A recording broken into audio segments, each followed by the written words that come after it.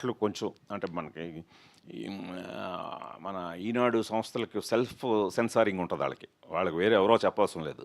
వాళ్ళకు కొన్ని నియమాలు ఉంటాయి. ఆ నియమాలను అనుసరించి ఒకటి రెండు షాట్లని కొంచెం అడ్జస్ట్ చేయడం. ఎందుకంటే ఎంతైనా సరే ఇది డైనింగ్ టేబుల్ మీద కూర్చొని ఇంటిల్లపాది మనం ఎంత బోల్డ్గా తీస్తున్నా సరే అది కంటెంట్లో బోల్డ్నెస్ ఉండాలి తప్పితే విజువల్గా అవసరం లేని ఒకటి రెండు చోట్ల సందర్భాలు అనిపించినవి వాళ్ళ సెల్ఫ్ సెన్సారింగ్లో ఒకటి రెండు తీయడం జరిగింది. అంటే అదేమి మీరు గమనించరు కూడా, మీరు నోటీస్ చేయరు. సరే, మీ సినిమాలు చాలామంది నిర్మాతలకి కనకవర్షం కురిపించాయి, వాళ్ళని ఇండస్ట్రీలో ఒక ఉన్నత స్థానంలో నిలబెట్టాయి.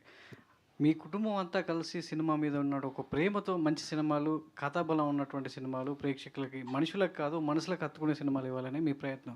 కానీ ఎక్కడ కమర్షియల్గా ఆలోచించట్లేదు, మంచి కథలు ఇద్దాం అనుకున్నారు.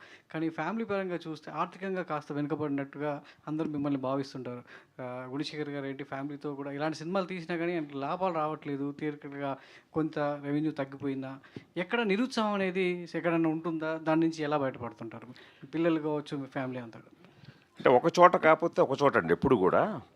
ఇప్పుడు ఓకే, ఇప్పుడు ఇదే యూఫోరియా విషయానికి వస్తే ఇప్పుడు ఓకే మనం థియేటర్కల్గా అదే ఇప్పుడు థియేటర్కల్గా నేనేంటి అసలు ముందు నుంచి నాకు అందరూ కూడా సార్ ఇప్పుడు థియేటర్ కిల్ అయిపోయింది అంటుంటే నేను చాలా అపారమైన నమ్మకం పెట్టుకొని కిల్ అయిపోయిన థియేటర్లు కూడా లేస్తాయి సార్ ఈ సినిమాతో అనే రేంజ్కి నేను అపోహలో ఉన్నాను. అది ఎంత అపోహ అయినప్పటికీ ఇప్పుడు రకరకాల ప్లాట్ఫామ్స్ ఇంకా ఉన్నాయి కాబట్టి ఖచ్చితంగా దీనికి ఇది అందాల్సిన రీచ్ అయితే అందుతుందండి. ఇప్పుడు అలాగే ఇప్పుడు నేనేమి కథాబలం ఉన్న సినిమాలే తీస్తూ మన ఫ్యామిలీతోటి ఏదో హీరో ఓరియంటెడ్ సినిమాలు తీస్తే లాభాలు వస్తాయి కదా నిర్మాతలుగా అంటే అది కరెక్టే, అవి కూడా తీస్తాను ఖచ్చితంగా. నా నిర్మాతలైన నా కుటుంబానికి కనకవర్షం కురిపించే సినిమా ఖచ్చితంగా తీస్తాను. ఇప్పుడు ప్రస్తుతానికి ఫర్ ఎగ్జాంపుల్ ఇప్పుడు యూఫోరియా ఉంది, నేనే మహేష్ బాబుని చూడమని అడగలేదు, నేను ఫోన్ కూడా చేయలేదు. ఎప్పటి కూడా నా కెరీర్లో ఎప్పుడు ఒక ఆబ్లిగేట్కి వచ్చేయండి, తనంతట తనే సినిమా చూసి ఫోన్ చేసి అసలు అతను ఎంత బిజీ షెడ్యూల్లో ఉన్నాడో తెలుసు. సో ఎంతసేపు మాట్లాడాడంటే అసలు ఏంటి సార్ ఈ సినిమా ఏంటి, ఇది నాకు కనకవర్షమే, ఒక ఒక ఒక కమర్షియల్ సూపర్ స్టార్ కనకవర్షం కురిపించే ఒక సూపర్ స్టార్కి నచ్చింది. అంటే ఈ రోజుకి అతను మహేష్ చెప్పిన మాటల్లో అంటే ఎంత పెప్పీగా ఉంది, ఫస్ట్ నుంచి లాస్ట్ వరకు నేను అలా స్టన్ అయిపోయి చూశాను. ఇంత బిజీ షెడ్యూల్లో కూడా నాకు దొరికిందే ఆదివారం, జస్ట్ ఫ్రైడే రిలీజ్ అయింది, సండే చూశాడు.